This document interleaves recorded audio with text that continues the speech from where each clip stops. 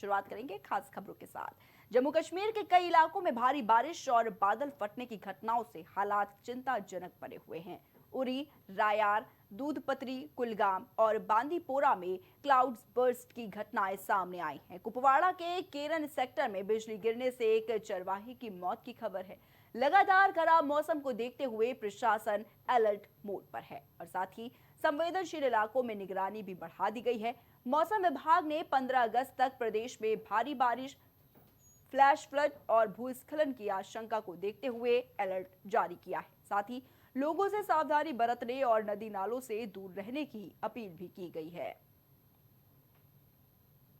देहरादून में भारी बारिश के चलते शहर के कई हिस्सों में जलभराव की स्थिति बन गई है। लगातार बारिश से सड़कों पर पानी भरा हुआ नजर आया, जिससे लोगों की आवाजाही में परेशानी देखी गई। राजधानी के घंटाघर क्षेत्र में भी जलभराव की समस्या सामने आई। सड़कें पानी से भरी हुई नजर आई, वहीं वाहन चालकों को दिक्कतों का सामना करना पड़ा। बारिश के बाद प्रशासन और नगर निगम की टीमें जल निकासी व्यवस्था को दुरुस्त करने में जुटी हैं, तो वहीं मौसम को देखते हुए लोगों से सतर्क रहने की अपील भी की गई है। उत्तराखंड के हरिद्वार में लगातार हो रही बारिश का असर अब गंगा नदी के जलस्तर पर भी दिखाई देने लगा है। बारिश के चलते गंगा का पानी बढ़ गया है, जिसके बाद प्रशासन ने निगरानी को बढ़ा दिया है। गंगा घाटों और आसपास के इलाकों में सुरक्षा व्यवस्था को लेकर विशेष सतर्कता बरती जा रही है। प्रशासन की ओर से लोगों और श्रद्धालुओं से नदी के तेज बहाव से दूर रहने की अपील की जा रही है। लगातार बारिश को देखते हुए आपदा प्रबंधन और संबंधित विभाग हालात पर अपनी नजर बनाए हुए है।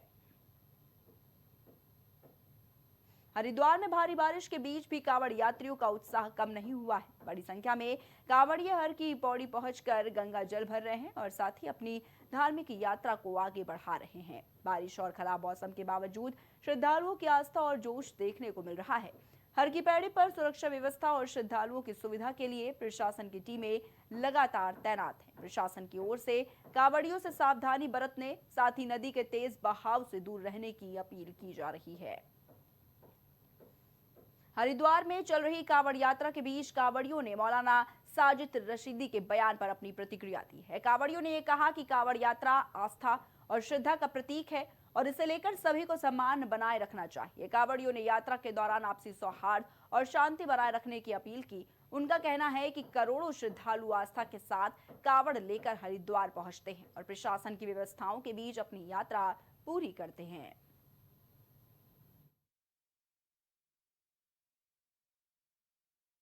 नशा करते हैं, शराब गांजा वो उसमें भोले नहीं है, वो आतंकवादी। उनके कहने से कोई आतंकवादी थोड़ी हो जाएगा। सब क्या अपनी सोच है, सब अपनी समझ है, कुछ ही बोल सकते हैं। ये भड़काऊ भाषण है पब्लिक को गुमराह करने के लिए। ये एक एजेंडा है और कुछ नहीं है। ऐसे ऐसे मुस्लिम धर्म गुरु है वो नहीं, हमारे साथ में हमारे से पार्टी लेने के लिए आएंगे। अभी 10 किलोमीटर आगे चलते हैं मुस्लिम भाई, हम तो नहीं बोल सकते वो गलत है। हर किसी की अपनी सोच समझ होती है ना। हम नहीं किसी के खिलाफ में, कोई भी धर्म के खिलाफ में कोई भी गलत बोलते हैं ना, किसी का गलत सुनते हैं। हमारी आस्था जुड़ी हुई है, लेकिन उनका बयान जो देना वो गलत है। आप कैसे देखते हैं उस बयान को उनके? तो वो गलत है जी, सरासर गलत है। उन्होंने कहा है कि जो भोले नशा करते हैं, तोड़फोड़ करते हैं, वो इसमें भोले नहीं, वो आतंकवादी। बिल्कुल गलत कहा मौलाना रशीद जो भी है। और इन्हें ये ज्ञान होना चाहिए कि ये जो यात्रा है ये हिंदू धर्म की सबसे पवित्र यात्रा है, जिसमें सभी हिंदू बिना धर्म जाति के बहुत श्रद्धा से और बहुत सद्भावना से इस यात्रा को पूर्ण करने के लिए आता है। उन्हें ये बता, योगी बाबा की सरकार है भाई जी। यात्रा बहुत बढ़िया है, सब एक जगह इकट्ठे हुआ है, 36 कौम एक जगह इकट्ठी हुआ है, सब एक जगह चले, सब प्यार था बोला, कोई वो नहीं करता भाई, किसी के लिए लड़ाई नहीं करता। गलत है, गलत है, गलत कहा। सबका एक ही नाम है, सिर्फ भोला। तो जो ये भोला या बोला उन्होंने कहा है, आप कैसे देखते हो इस बयान को? हम तो गलत निगाहों से देखते हैं उसको। मौलाना जी है, जो भी इन्होंने कहा बिल्कुल गलत कहा। अब यहाँ पे आदमी जो है बोले, कोई 150 किलोमीटर से जल लेने आ रहा, कोई 200 किलोमीटर से जल लेने आ रहा, कोई 51 लीटर ले रहा, कोई 71 लीटर ले रहा। वे कोई इस काम को करेंगे नशे पत्ते? वो नहीं करेंगे। अगर उनकी कावड़ खंडित होगी, उनके साथ किसी पुलिस वाले ने बदतमीजी कर दी या किसी अलग आदमी ने बदतमीजी कर दी, तो वो क्या करेगा फिर? उसके बाद आक्रोशित हो गए, उसके पैरों में छाले पड़ रहे हैं। वे जो है 15-20 दिन तक बोले चले हुए हैं, जो 71 लीटर जल ले रहे या 81 लीटर जल ले रहे, 200 किलोमीटर उन्हें जाना है। तो क्या करेंगे वे इसके बाद? अगर उनके साथ कोई बदतमीजी होती है, उनका जल खंडित करा जाता है, उसमें लात मारी जाती है, कुछ और करा जाता है, तो वे क्या करेंगे? मैं उसके बयान को इस तरह देखता हूँ जी, वो रसीद पसीद जो भी है 1 मिनट में कट जाएगा। हम 1 मिनट में रसीद काट के आज के हाथों में दे देंगे और कहाँ का मुल्ला ना और कहाँ का मुल्ला हो। ठीक है जी, ये हमारी आस्था को अगर वो ठेस पहुंचाना का काम करेगा, हम उसके अलग में हाथ देने का काम करेंगे। ठीक है जो भोले होते हैं वो डांस करते हैं, नशा करते हैं, तोड़ करते हैं।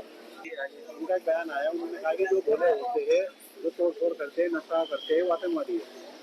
देखो सुनो, तोड़ फोड़ तो कभी होती नहीं है, होती है तो कभी गलती से ही होती है। अगर मुसलमान थोड़ा बहुत कुछ करेंगे तो जब भी भोले तोड़ फोड़ करेंगे, वरना उससे परे नहीं करेंगे। तो इसमें जो उन्होंने बयान दिया है उसको कैसे देखते हैं? मुझे तो कुछ से वो नहीं लगता उनका बयान, मैंने भी सुना उनका बयान, पर मुझे कुछ खास तो लगा नहीं। अब कहने को तो 10 बार कहते हैं, क्यों नहीं कहते, सब कहते हैं, एक दूसरे को देख के सब कहते हैं, क्यों नहीं कहते हैं।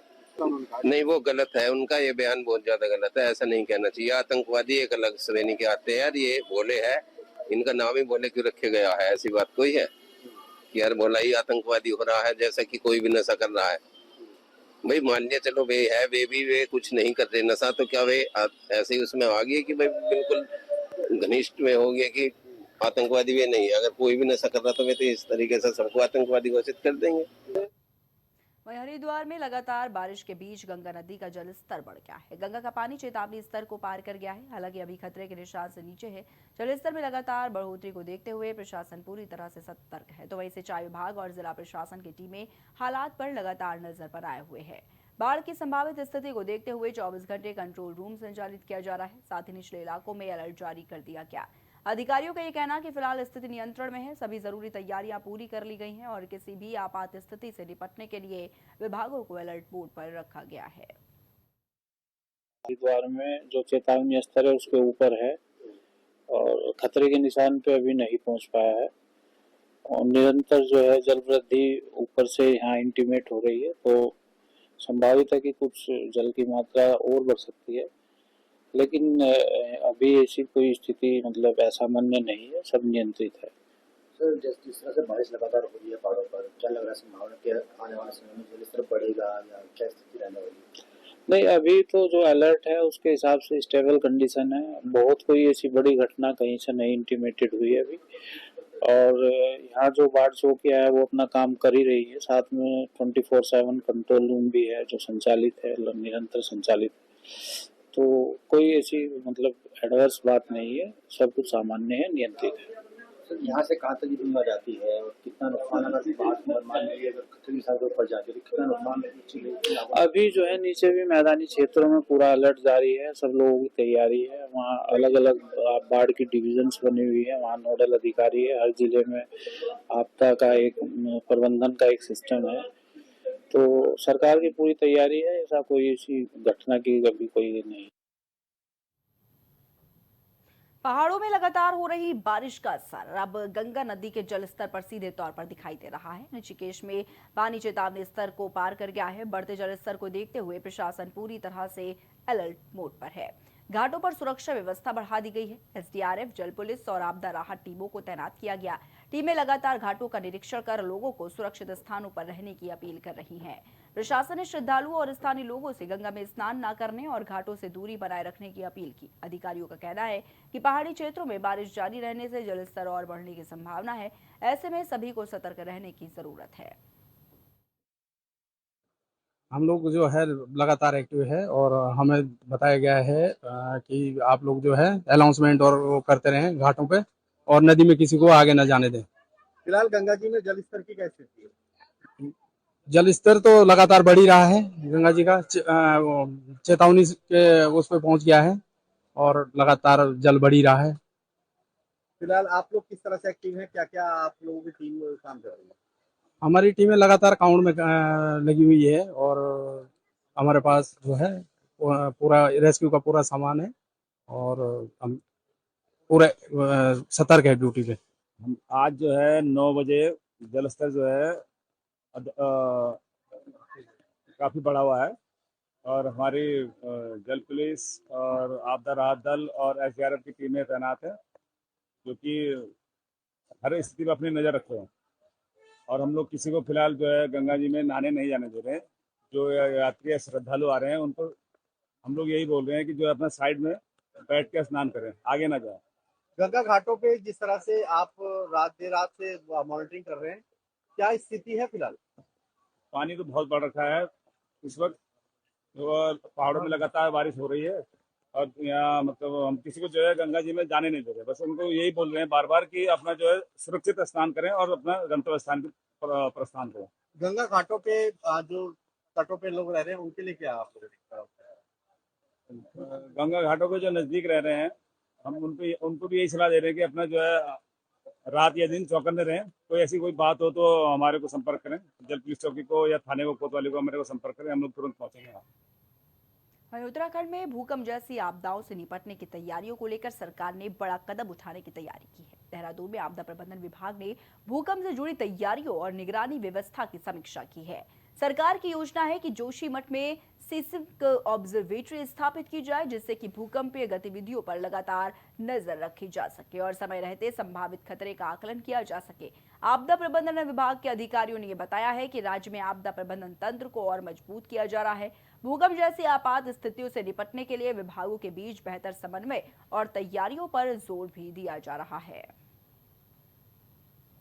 उत्तराखंड में भारी बारिश को देखते हुए प्रशासन पूरी तरह से अलर्ट मोड पर है। मौसम विभाग की चेतावनी के बाद देहरादून, बागेश्वर, चमोली, हरिद्वार, पौड़ी, टिहरी और उत्तरकाशी जिलों में ऑरेंज अलर्ट जारी किया गया है। साथ ही आपको बता दें कि आपदा प्रबंधन विभाग के मुताबिक अलकनंदा, मंदाकिनी, भागीरथी, बाणगंगा, यमुना और शारदा जैसी प्रमुख नदियों का जलस्तर काफी तेजी से बढ़ रहा है। कुछ नदियां चेतावनी स्तर के करीब पहुंच गईं। बारिश के कारण राज्य में करीब 150 सड़कें भी प्रभावित हुई हैं, जिन्हें खोलने का काम लगातार जारी है। हालांकि खराब मौसम के चलते राहत और बहाली कार्यों में दिक्कतें आ रही हैं। चारधाम यात्रा भी जारी है। हालांकि कुछ स्थानों पर मार्ग बंद होने से यात्रियों को सावधानी बरतने की सलाह दी गई, तो वहीं कैलाश मानसरोवर यात्रा को लेकर भी प्रशासन लगातार निगरानी बनाए हुए है। भूकंप की तैयारियों को लेकर भी सरकार ने कदम उठाए। जोशीमठ में भूकंपीय गतिविधियों की निगरानी के लिए ऑब्जर्वेटरी स्थापित करने की योजना है, जहां लगातार मॉनिटरिंग के लिए उपकरण भी लगाए जाएंगे। क्षेत्रों में हुई है, बरसात लगातार चल रही है, कई जनपदों में हो रही है। और नदियों के जलस्तर की बात करें तो वर्तमान में अलकनंदा, मंदाकिनी, भागीरथी, बाणगंगा, यमुना और शारदा का स्तर बढ़ रहा है। कहीं कहीं वार्निंग लेवल के ऊपर चल रही है नदी। स्थिति पर नज़र रखी जा रही है। जहां पानी का नज़र लेवल बढ़ रहा है और आबादी को खतरा हो सकता है, वहां आबादी को आगाह किया जा रहा है, वहां से हटाने की कार्रवाई की जा रही है। रास्तों की बंद अगर हम बात करें तो अब तक लगभग 1869 के आसपास रास्ते बंद हुए हैं, जिसमें से हम लोगों ने मैक्सिमम रास्तों को खोल दिया है। जो रास्ते बंद हैं उसको खोलने की कार्रवाई चल रही है। लगभग 150 के आसपास रास्ते बंद हैं, जिसमें से काफ़ी रास्ते कल की बरसात में और आज की बरसात में बंद हुए हैं। बरसात के रुकने का इंतजार हम लोग कर रहे हैं, क्योंकि बरसात के समय रास्ते को खोलना खतरे से खाली नहीं है। तो जो ही बरसात रुकेगी हम लोग रास्ते को खोलने की कार्रवाई करेंगे, ताकि रास्ते को सुचारू रूप से खोला जा सके। चारधाम यात्रा सुचारू चल रही है। जहाँ जहाँ क्योंकि बरसात हो रही है, रास्ते जगह जगह बंद हो रहे हैं। जैसे केदारनाथ यात्रा की बात करें तो मुनकटिया में, सोनप्रयाग के पास में थोड़ा सा बंद है, आज बंद हुआ है। 1-2 रास्ते और बंद हो रहे हैं, लेकिन उसको हम लोग 1-2 घंटे में खोल ले रहे हैं।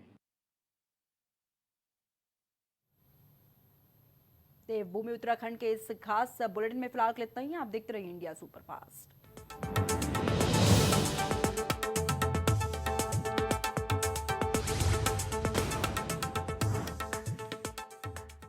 बाबा केदार के दर्शन के बाद मेरे मुंह से अनायास निकला था कि इस शताब्दी का तीसरा दशक उत्तराखंड का दशक होगा। विकास, विरासत और सांस्कृतिक संरक्षण के मजबूत संकल्प के साथ डबल इंजन की सरकार ने उत्तराखंड को प्रगति की न सिर्फ नई पहचान दी है, बल्कि तय किया है युवा सोच, आधुनिक परिवेश, नवाचार और अनंत उपलब्धियों का सफर। प्रधानमंत्री नरेंद्र मोदी के मार्गदर्शन और मुख्यमंत्री पुष्कर सिंह धामी के कुशल नेतृत्व में सरकार ने उन संभावनाओं पर जोर दिया है जो सुखद भविष्य की नींव तैयार कर रही है। उत्तराखंड में दूरस्थ पहाड़ के सुदूर गांव भी पीएम मोदी के डिजिटल इंडिया अभियान का हिस्सा बन रहे हैं। डिजिटल क्रांति के इस सफर में अपनी सरकार पोर्टल द्वारा रिकॉर्ड 976 डिजिटल सेवाओं का घर बैठे लाभ दिया जा रहा है। युवाओं के खिलते हुए चेहरे सरकार की कार्यकुशलता का प्रमाण दे रहे हैं। प्रदेश में पारदर्शी तरीके से युवाओं को रिकॉर्ड 33,000 से ज्यादा सरकारी नौकरियां प्रदान की गई हैं। सड़कें अब विकास और प्रगति की गाथा लिख रही है। 12,000 करोड़ से अधिक लागत से निर्मित एक्सप्रेसवे परियोजना से दिल्ली से देहरादून की दूरी मात्र 2.5 घंटे की रह गई है। चार धाम यात्रा को सुगम बनाने के लिए 11,700 करोड़ से अधिक ऑल वेदर रोड का कार्य 92% से ज्यादा पूर्ण हो चुका है। भारतमाला परियोजना के तहत टनकपुर से पिथौरागढ़ NH 125 का निर्माण कार्य पूरा हो चुका है। ऋषिकेश कर्णप्रयाग रेलवे लाइन निर्माण का कार्य 70% से ज्यादा पूरा हो गया है। डबल इंजन सरकार के अथक प्रयास से संवर रहा है उत्तराखंड, आगे बढ़ रहा है उत्तराखंड।